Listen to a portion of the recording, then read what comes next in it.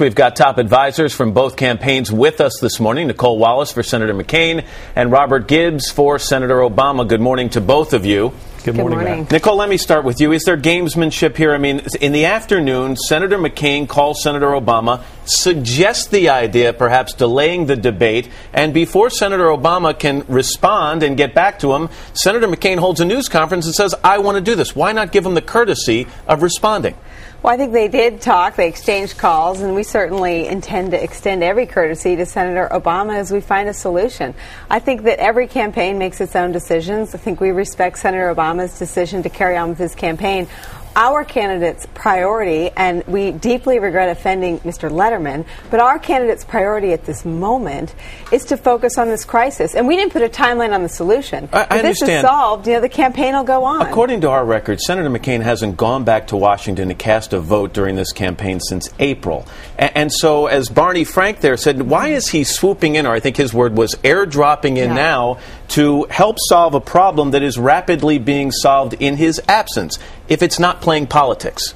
Well, look, I don't think that there is any scenario in which John McCain's leadership and his record of, demanding that reforms are made, that the country be placed first, can't contribute something important to the solution to a national crisis. So I don't accept the premise that because he hasn't popped in to vote on every bill that's been debated, Senator Obama hasn't either, and that's their prerogative. But the notion that Senator McCain, his record of reform, his record of being able to buck his party when a policy isn't being shaped in the right direction for the American people, that is absolutely crucial to the discussions underway in Washington. Robert Gibbs, let me ask you, did your candidate get trumped here? I mean, does he end up looking like the guy who's still focused on politics while Senator McCain looks like he's focused on the economy? Not at all, Matt. I think your timeline of events is accurate. Senator Obama believed yesterday morning that it was important that he reach across the aisle, as he's done throughout his political career, reach out to Senator McCain and show America how important getting a financial package to bail this economy out is going to be. So is this political gamesmanship in your opinion? Look, I'll let the voters decide the motives of each one of these candidates, but I know Senator Obama is very proud, having spoken out last Friday about the need to rein in CEO compensation as any part of this financial package to ensure transparency and accountability, and to make sure, quite frankly, that we're not handing over a $700 billion blank check. So Senator Obama's leadership has already changed the tenor of this agreement.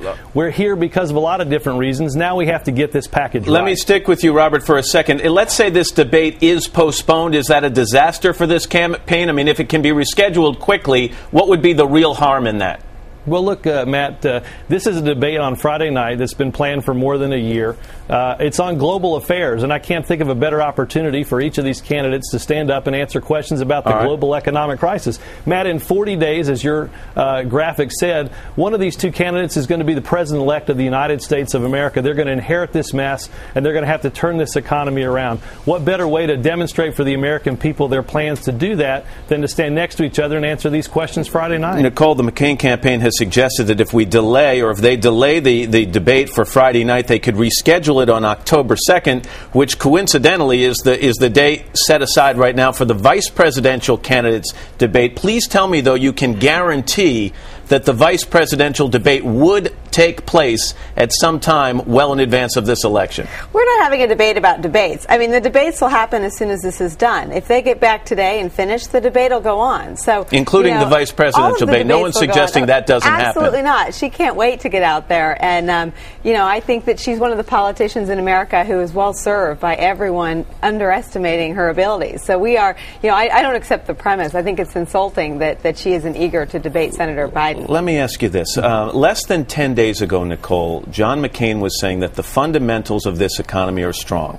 Now, a week later, he's suspending his campaign, urging for a delay in the debate to fly back to Washington because the crisis is so severe. And some of his advisors are suggesting if nothing is done now, we could even be on the road to a Great Depression. How do we get from strong fundamentals to the potential for a Great Depression in less than 10 days? Well, look, I think that what he was speaking to was the spirit of the American worker. And obviously, we're going to put $10,000 on every American household. And if the current current structure of the bailout were to pass, that's $10,000 that it would cost every American household. So, you know, our American workers, our American families better be strong. They better be sound, because they're about to shoulder $10,000 in each American household. Robert, if this bill passes. You want to jump in? I dare Rob, though, to debate the premise that the American worker and American ingenuity is anything other than strong and vibrant. Mr. Gibbs?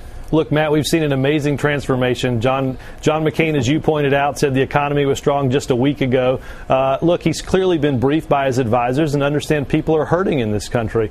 Barack Obama's known Shame that on for you. a long, I mean, long John time. McCain travels all over the country. He speaks to, you know, he goes to all the same cities you do. And the notion that John McCain needs to be briefed by anyone like you or me is absolutely, you know, unfortunately, par for the course with the kind of campaign you're running. John McCain's heading to Washington to deal with the crisis. Let me just say something, Matt. I know Nicole goes to the same cities, but it's pretty obvious that John McCain isn't talking to the same people that are hurting, that are having their houses foreclosed on. We have to make sure that this package works for Main Street, not just for Wall Street, that people get the help that they need. We put money back in their pockets and get this economy turned around. Let me just end on a thoroughly trite note. I mean, John McCain told David Letterman he couldn't do his show yesterday because he needed to rush back to Washington, and yet there he was sitting down with Katie, and he's going to be at the Clinton Initiative this morning, so he didn't rush back to Washington. Why did he cancel?